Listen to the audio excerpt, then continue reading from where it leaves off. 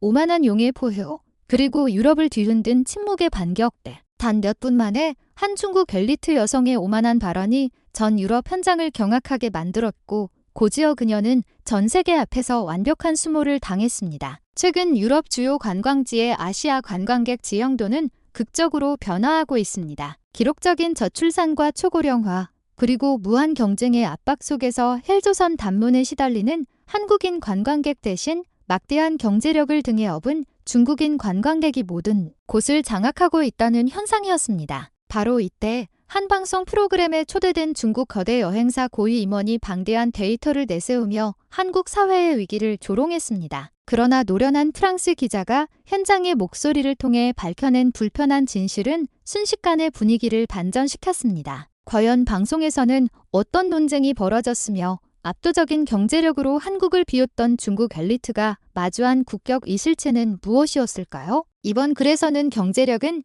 다소 약화되었다 평가받는 한국인들의 시민의식과 풍격품이 왜 세계의 찬사를 받는지 그 충격적인 이유와 해외 반응을 상세히 조명할 것입니다. 끝까지 보시면 진정한 국력이 무엇인지 깨닫게 될 것입니다. 일부 오만한 용의 포효, 한국 사회의 위기를 조롱하다. 압도적인 경제 지표를 앞세운 중국 엘리트는 한국이 직면한 구조적 문제를 가차없이 파헤치며 그 소멸 위기를 전 세계에 각인시키려 했습니다. 예술의 심장, 파리 한복판. 프랑스 국영방송 스튜디오에서 황금 시간대 간탄 토론 프로그램 리도바트 방디티앙 루도밭 밴디션 생방송이 준비되고 있었습니다. 진행자는 30년 경력의 프랑스 최고 기자 피에르 듀부아. 그의 맞은편에는 중국 최대 온라인 여행사 글로벌 드래곤 투어의 유럽 전략 부사장 젠 리가 앉아 있었습니다. 그녀는 파리 최고급 맞춤 정장을 입고 있었고 눈빛에서는 흔들림 없는 자신감과 야심이 엿보였습니다. 듀부아의 등 뒤 거대한 스크린에는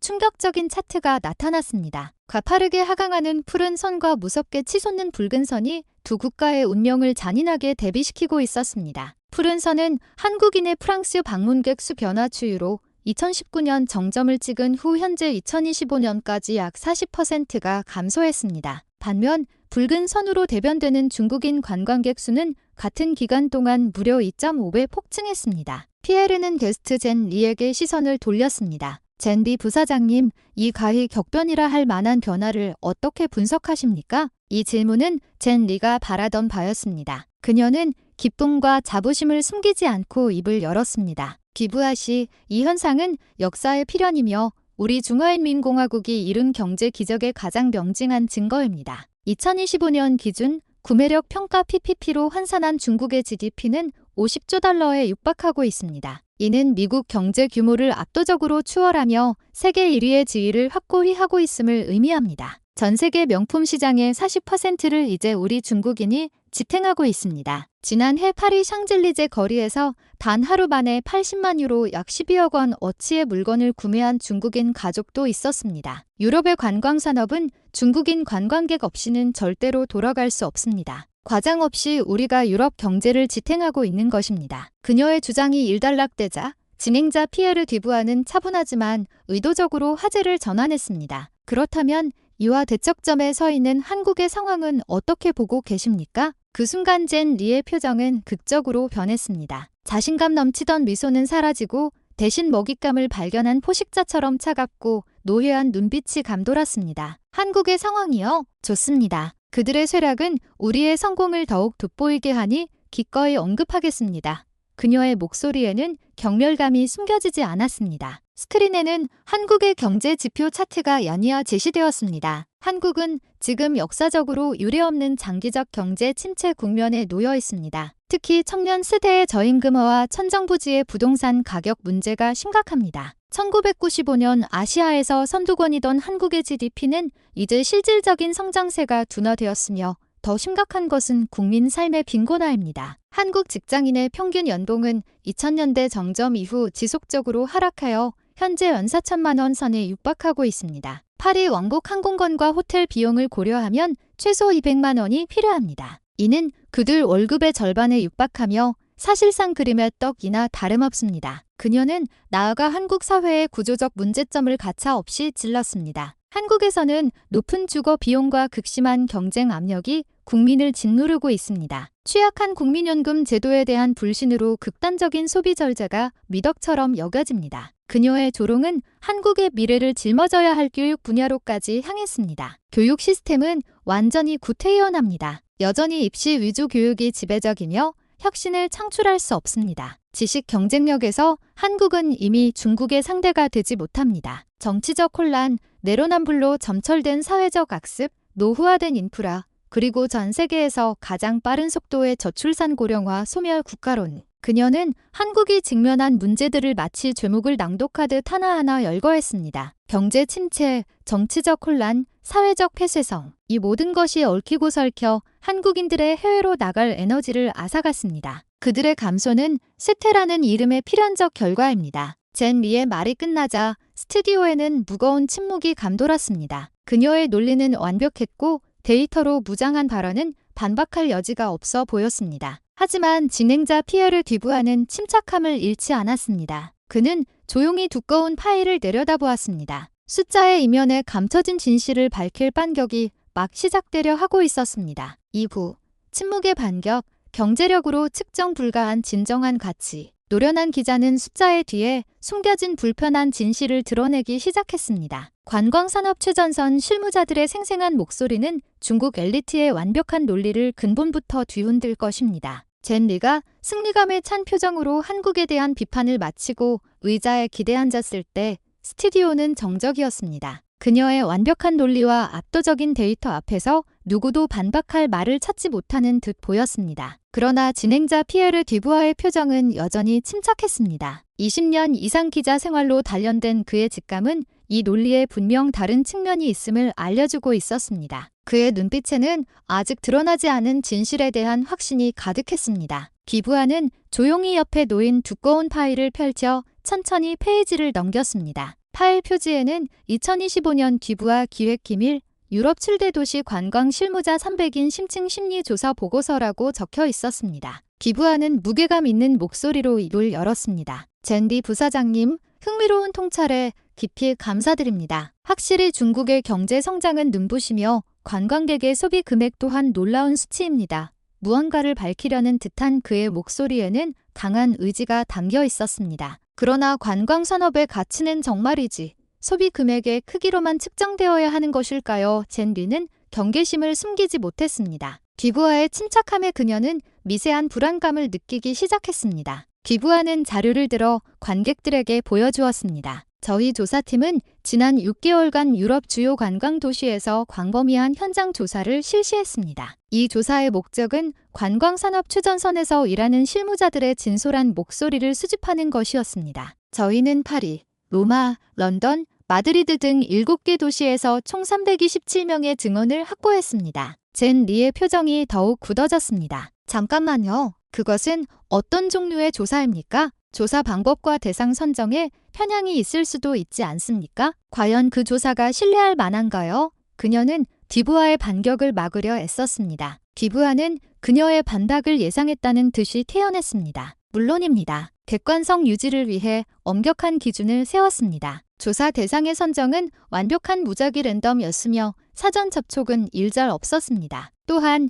조사팀은 중국어, 한국어, 영어에 능통한 멤버로 구성하여 언어 장벽으로 인한 오해를 최소화했습니다. 특히 중국어의 경우 대학에서 해당 언어를 전공한 원어민 수준의 통역 2인이 참여했습니다. 하지만 그것은 일부 편향된 사람들의 의견일 수도 있지 않습니까? 유럽인들이 아시아인에 대해 차별적인 견해를 가지고 있다는 이야기도 들었습니다. 젠 리는 물러서지 않았습니다. 듀부아는 차분하게 응수했습니다. 그러한 우려를 불식시키기 위해 조사 대상에는 다수의 아시아계 직원도 포함되었습니다. 더 중요한 것은 조사 초기 많은 실무자들이 중국 관광객의 경제력에 대해 경외심을 가지고 있었다는 사실입니다. 다시 말해 그들은 처음부터 부정적인 선입견을 가지고 있지 않았습니다. 듀부아는 새로운 자료를 꺼내 들었습니다. 흥미로운 점은 327명 중 298명, 즉 91%에 달하는 인원이 거의 동일한 증언을 내놓았다는 사실입니다. 이러한 높은 일치도는 통계학적으로도 매우 유의미한 결과입니다. 그리고 그 증언의 내용은 젠 리 부사장님께서 말씀하신 경제력에 기반한 환영과는 전혀 다른 현실을 보여주고 있습니다. 젠 리의 안색이 변했습니다. 그녀의 자신감이 조금씩 흔들리기 시작했습니다. 기부하는 구체적인 사례를 들었습니다. 가령 이 증언은 파리 루브르 박물관에서 15년 이상 근무한 전문 가이드 필립 마르탱 씨의 증언입니다. 그는 중국어 전문가이기도 합니다. 기부하의 지시에 스튜디오의 거대한 스크린의 영상이 재생되었습니다. 자, 마르탱 씨의 생생한 증언을 들어보겠습니다. 그의 이야기는 저희 조사에서 가장 대표적이며 많은 증언자들이 공통으로 경험한 패턴을 반영하고 있습니다. 스크린에는 루브르 박물관의 웅장한 회랑을 배경으로 필립 마르탱이라는 중년 남성이 지친 표정으로 이야기를 시작했습니다. 젠리는 드러날 진실 앞에서 숨을 죽이고 스크린을 응시할 수밖에 없었습니다. 그녀가 숫자와 통계로 무장한 주장에 맞서 그 무엇보다 강력한 무기인 현장의 생생한 목소리가 이제 세상에 공개되려 하고 있었습니다. 3부 현장의 비명, 환영받지 못한 손님의 실상. 관광업 최전선에서 일하는 베테랑 가이드는 중국인 관광객들의 충격적인 실태를 적나라하게 폭로했습니다. 시간 불이행, 규칙 미준수, 무례하고 난폭한 행동들은 현장 직원들을 극도로 지치게 만들었습니다. 스크린에 나타난 필립 마르탱 씨는 무거운 어조로 말문을 열었습니다. 저는 2015년부터 중국 단체 관광객 전문 가이드를 맡아왔습니다. 처음에는 저를 포함한 모든 가이드 동료들이 중국인 관광객의 증가를 환영했습니다. 그들의 경제력을 익히 들어왔고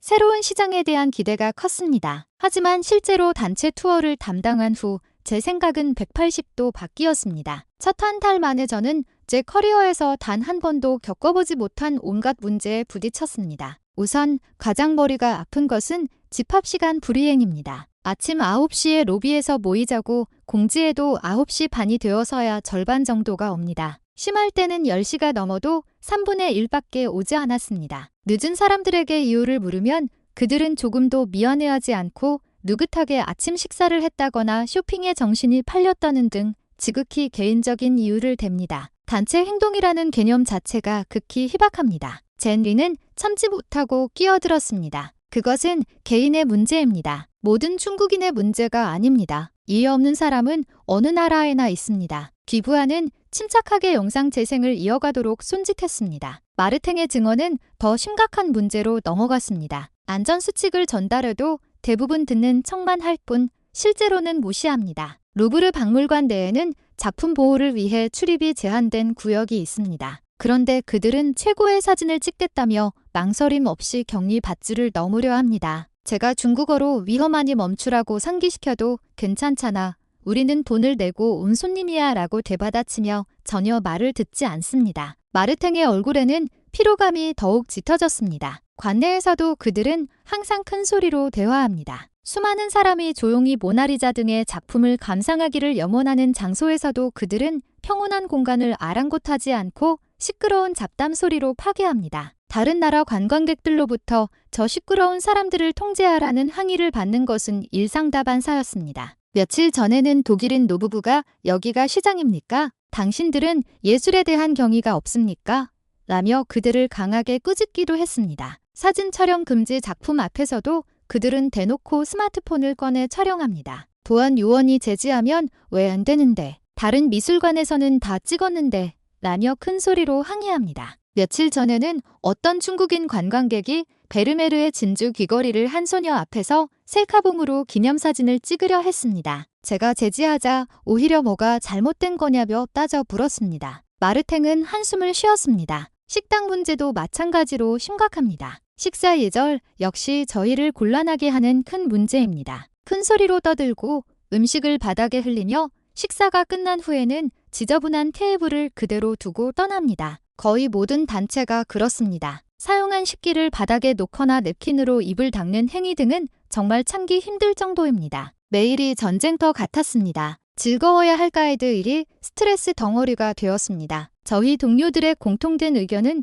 돈을 많이 쓰는 것은 좋지만 정신적으로 버틸 수가 없다는 것입니다. 이 생생한 증언을 들은 젠 리의 표정은 확연히 흔들렸습니다. 앞서 보였던 자신감은 완전히 사라졌고 반박할 실마리를 찾으려 했지만 마땅한 말을 찾지 못했습니다. 그러나 듀부아에게는 아직 결정적인 카드가 남아 있었습니다. 사실 마르탱 씨에게는 잊을 수 없는 경험이 하나 더 있습니다. 중국 단체 관광으로 몸과 마음이 지쳐버린 바로 다음 날 그는 한국인 단체 관광 가이드를 맡게 되었습니다. 이 말이 나오자 젠 리의 경계심은 최고조에 달했습니다. 그녀는 곧 이어질 비교가 중국인 관광객의 문제점을 설명하고 잔혹하게 부각시킬 것임을 본능적으로 감지했습니다. 4부 기적의 하루 프랑스 가이드를 올린 한국인의 원풍격. 절망의 벼랑 끝에 있던 베테랑 가이드는 우연히 맡게 된 한국인 단체 관광객을 통해 진정한 관광의 가치를 발견했습니다. 그들의 예와 품격은 가의 기적과 같았습니다.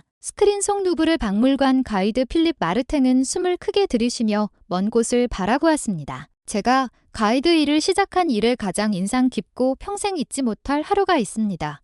마르탱의 목소리에는 열기가 가득했습니다. 중국 단체 관광객 때문에 몸과 마음이 지칠 대로 지쳤던 바로 그 다음 날, 저는 한국인 중장년 단체 투어를 맡게 되었습니다. 스튜디오에 젠 리는 등받이에 기대고 있던 몸을 고추 세웠고 얼굴은 파랗게 질리기 시작했습니다. 솔직히 말해 저는 매우 우울했습니다. 어차피 같은 아시아인인데 오늘도 어제처럼 힘들겠지라는 부끄러운 선입견을 가지고 있었습니다. 약속 장소인 루브르로 향하는 발걸음은 천군만근이었습니다. 또 누가 늦겠지, 또 시끄럽겠지 하는 좌절감으로 가득했습니다. 약속 시간은 아침 9시였습니다. 마르탱은 모두가 모이는 시간을 10시 이후로 예상했습니다. 그러나 그의 눈앞에 펼쳐진 것은 상상 이상의 광경이었습니다. 제가 약속 시간 5분 전인 8시 55분에 도착했을 때 눈앞에는 믿을 수 없는 장면이 펼쳐졌습니다. 한국인 단체 관광객 25명이 모두 도착하여 조용히 일렬로 줄을 서서 저를 기다리고 있었습니다. 단 한 명도 큰 소리로 대화하지 않았고 모두 작은 소리로 속삭이며 주변의 다른 관광객들을 배려했습니다. 팀 리더처럼 보이는 나이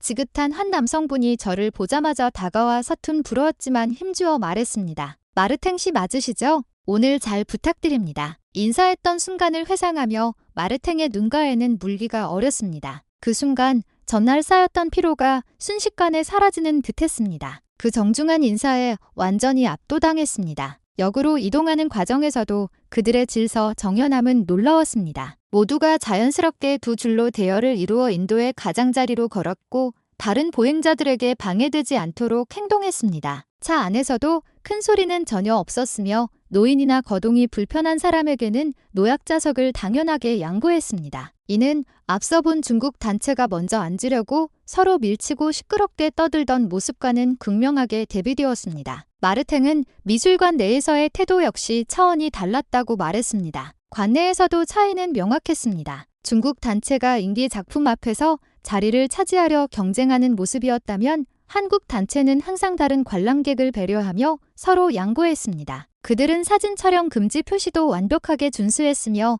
예술 앞에서 조용히 마주했습니다. 그는 이어서 점심 식사 시간 식당에서 겪었던 감동적인 일화를 전했습니다. 식사 전 그들은 조용히 음식에 감사하는 모습을 보였고 음식을 날라주는 이들에게도 감사합니다라고 인사했습니다. 식사 중의 대화도 매우 작았고 주변 분위기를 해치지 않으려 조심했습니다. 식사를 마친 후에는 테이블을 깨끗하게 정리하고 냅킨을 단정하게 접어두었으며 의자를 제자리에 밀어 넣었습니다. 담당 서버가 제게 다가와 필립, 이렇게 훌륭한 손님들은 처음 봅니다라고 말할 정도였습니다. 단체 여행이 끝날 무렵 마르탱은 가장 큰 감동의 순간을 맞이했습니다. 하루를 마칠 때쯤 일행 중 한 아주머니가 제게 손글씨로 쓴 카드를 건네주셨습니다. 서툴지만 진심이 담긴 불어로 감사 인사가 적혀 있었습니다. 마르탱의 목소리가 감격으로 떨렸습니다. 오늘 정말 훌륭한 가이드에 감사드립니다. 덕분에 잊지 못할 하루를 보냈습니다. 그 진심이 담긴 글을 보고 저는 눈물이 왈칵 쏟아졌습니다. 전날의 중국 단체는 감사 인사는커녕 불평만 가득했는데 저는 한국인들에게서 마음 깊은 곳에서 우러나오는 감사를 받았습니다. 마르탱은 마지막으로 결론지었습니다. 저는 이 경험을 통해 관광업의 진정한 가치가 무엇인지 깊이 생각하게 되었습니다. 물론 소비 금액의 다과도 중요하겠지만 그보다 중요한 것은 서로에 대한 존중과 감사하는 마음 아닐까요? 많은 돈을 쓰고도 불평불만을 쏟아내는 관광객과 진심으로 감사 인사를 전하는 관광객 중 우리가 진정으로 환영하고 싶은 쪽은 누구일까요? 답은 명확합니다. 결론, GDP가 측정 불가한 한국의 진정한 국력. 영상은 끝났고 스튜디오에는 침묵이 흘렀습니다. 젠 리는 완전히 말을 잃었고 안색은 창백해졌습니다. 그녀는 떨리는 손으로 더 이상 오만했던 자신감을 찾아볼 수 없었습니다. 이 증언은 단순한 문화 차이를 넘어 인간으로서의 기본적인 품격이라는 근원적인 문제를 부각시켰습니다. 그녀의 주장이 소비 금액이라는 잣대로는 결코 측정할 수 없는 진정한 가치가 존재함을 가장 설득력 있게 보여주었습니다. 경제력이 있다고 해서 어디서든 왕처럼 행세할 수 없다는 메시지는 존중과 품격이라는 가치의 중요성을 다시금 전 세계에 입증했습니다. 이는 돈으로는 영원히 살 수 없는 것들입니다. 침묵하는 다수의 목소리가 공개되는 순간이었습니다. 해외 반응 발철, 독일인 관람객의 평, 한국인들이 보여준 조용하고 예의 바른 시간은 팁 금액보다 훨씬 더 가치 있습니다. 규칙을 지키고 사회 전체의 질서를 중요시하는 태도는 우리가 공유하는 가치관입니다. 그래서 한국인들의 행동에 깊이 공감합니다. 경제학자 논평, 경제적 부유와 정신적 성숙이 반드시 정비례하지 않는다는 것을 보여주는 가장 좋은 예입니다. 관광의 진정한 묘미는 그곳의 문화를 배우고 사람들을 존중하는 데 있습니다. 여행 평론가 의견, 단순히 돈을 쓰는 행위는 여행이 아니라 자기만족적 소비 활동일 뿐입니다. GDP나 소비액 등의 물질적 수치만으로는 절대 볼 수 없는 인간으로서의 자질과 품격을 완벽하게 부각시켰습니다. 아시아인 여행사 대표의 반성, 같은 아시아인으로서 한국에게 배워야 할 점이 정말 많다고 느꼈습니다. 품격 없는 경제 대국은 국제사회에서 결코 진정한 존중을 얻을 수 없음을 명심해야 합니다. 파리의 작은 스튜디오에서 시작된 이 논쟁은 순식간에 전 세계로 퍼져나갔습니다. 이는 단순한 관광 예절 문제를 넘어 진정한 국력이란 무엇인가에 대한 근본적인 질문을 우리 모두에게 던졌습니다. 한때 경제적으로 기세가 꺾였다는 평가를 받던 한국이었지만 그들이 세계 곳곳의 관광지에서 보여준 타인에 대한 배려, 문화에 대한 존중, 그리고 감사하는 마음은 돈으로 환산할 수 없는 막대한 가치임을 다시 한번 깨닫게 했습니다. 진정으로 존경받는 나라는